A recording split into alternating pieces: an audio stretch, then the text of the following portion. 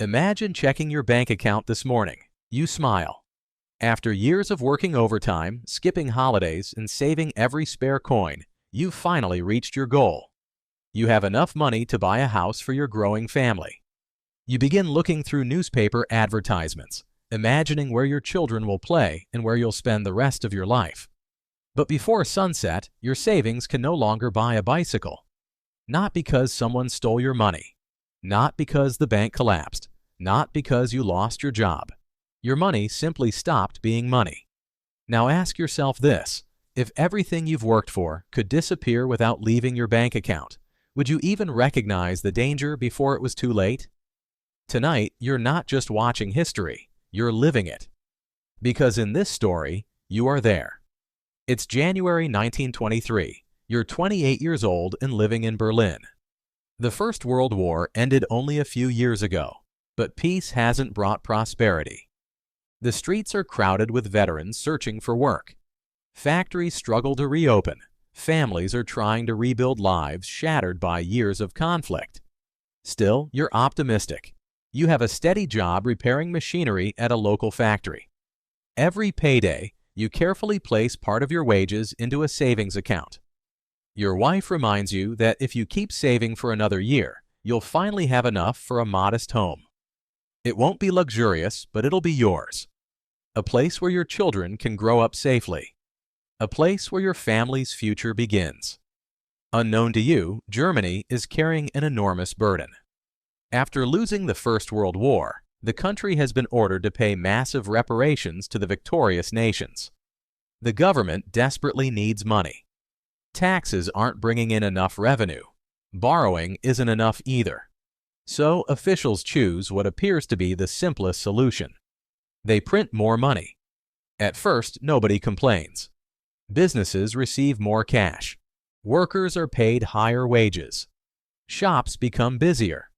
Restaurants fill with customers again. Newspapers speak of recovery. To ordinary people, everything seems to be improving. After all, if everyone has more money, surely everyone is becoming wealthier. But there's one problem. Money is valuable because it's limited. The more of it you create, the less each individual note is worth. At first, the changes are so small that you barely notice them.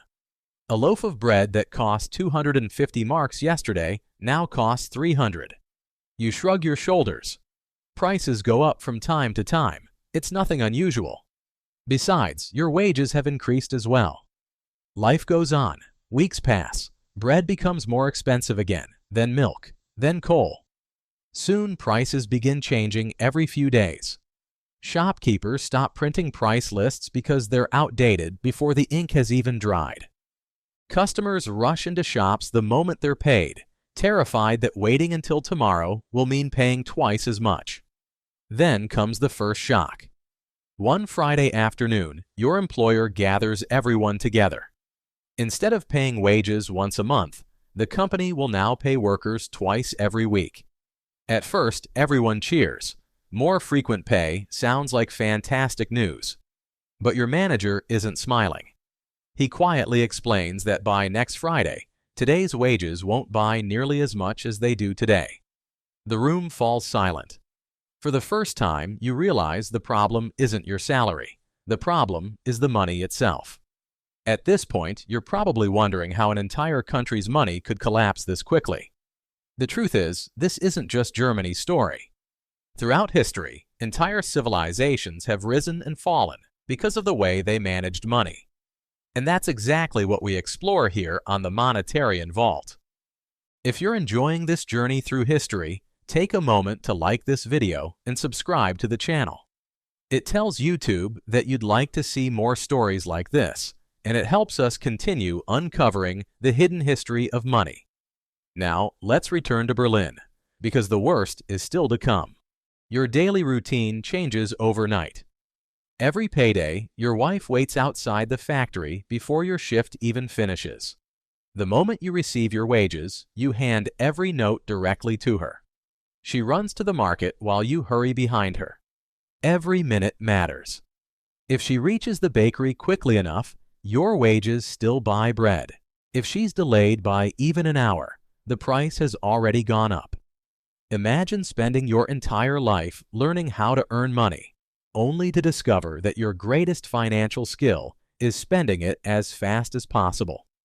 Meanwhile, the government continues printing more money. Businesses respond by increasing prices. Workers demand even higher wages just to survive. Employers raise prices again to cover those wages. The cycle feeds itself like a wildfire. Every attempt to solve the problem only makes it worse. Your neighbors begin telling unbelievable stories. One man sells his piano to buy food. Another trades his wedding ring for a sack of potatoes. Someone else burns stacks of banknotes in the fireplace because buying firewood costs more than burning cash. At first, you think they're exaggerating.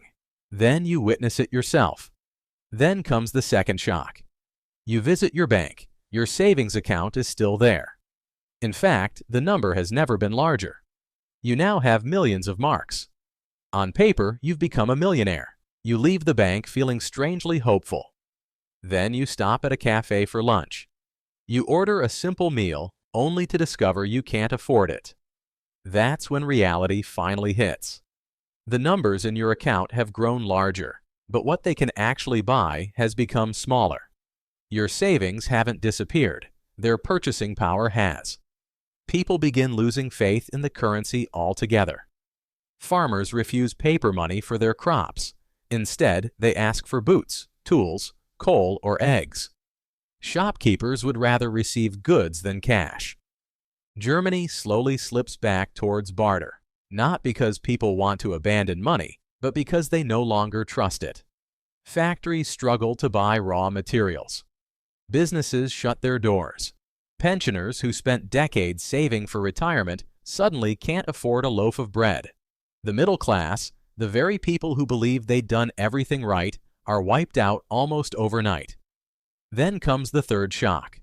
One morning, as you walk through your neighborhood, you see children laughing in the street. They're building towers. Not with wooden blocks, but with piles of banknotes. Others fold colorful notes into paper aeroplanes and kites. The money adults spent years earning has become a toy.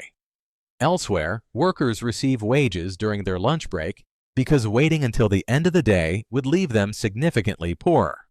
Restaurants stop printing menus because prices change several times before dinner. A loaf of bread that costs 1 million marks in the morning costs 2 million by the afternoon. A few days later, it costs 100 million. Eventually, one loaf costs more than 200 billion marks. Not because bread became more valuable, but because the money became almost worthless. By the end of 1923, the government finally accepts reality. The printing presses stop. A new currency is introduced. Strict monetary reforms restore confidence. Almost overnight, inflation slows dramatically. Prices stabilize. Shops begin operating normally again. But the damage has already been done. Entire lifetimes of savings have vanished forever. Families lose their homes. Businesses collapse. Dreams disappear. Perhaps the greatest loss isn't financial at all. It's trust. Trust in the government. Trust in banks. Trust that hard work alone can guarantee a secure future. Many historians believe the devastation caused by Germany's hyperinflation left deep scars on society. Millions of ordinary people lost everything, despite working hard and making responsible financial decisions. Frustration turned into anger. Anger turned into desperation. And desperation created fertile ground for dangerous political movements. Economic crises rarely remain purely economic. They reshape societies. They influence elections. Sometimes they alter the course of history itself. Now step back and think about what you've just experienced. Hyperinflation isn't simply about prices rising. It's about trust collapsing. The moment people believe their money will buy less tomorrow, they rush to spend it today. That surge in spending pushes prices even higher. Higher prices destroy confidence even faster. The cycle accelerates until the currency becomes little more than colored paper. History teaches us that money doesn't have to disappear to become worthless. It only has to lose the trust of the people who use it.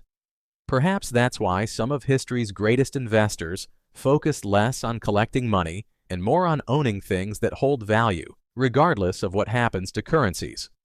Gold, land, businesses, skills, knowledge. These are forms of wealth that can survive even when money changes. Because money and wealth are not the same thing. Money is simply a tool. Wealth is what remains valuable, even when the tool itself fails. But Germany's collapse wasn't the end of the story. It became a lesson the entire world hoped never to repeat. Just 2 decades later, after another devastating world war, leaders from 44 nations gathered in a quiet hotel in New Hampshire to answer one question. How could they build a financial system strong enough to prevent another disaster like this? Their answer would reshape the global economy for generations and lay the foundation for the money you use today. In the next episode, you'll step into the shoes of one of those delegates at the Bretton Woods Conference of 1944. You'll witness the birth of a new world order, the rise of the US dollar, and the beginning of a monetary system that still influences your life today. Click on the next video and continue your journey through the hidden history of money here on the Monetarian Vault. Because every currency has a story, every financial crisis leaves a lesson, and we're only just getting started.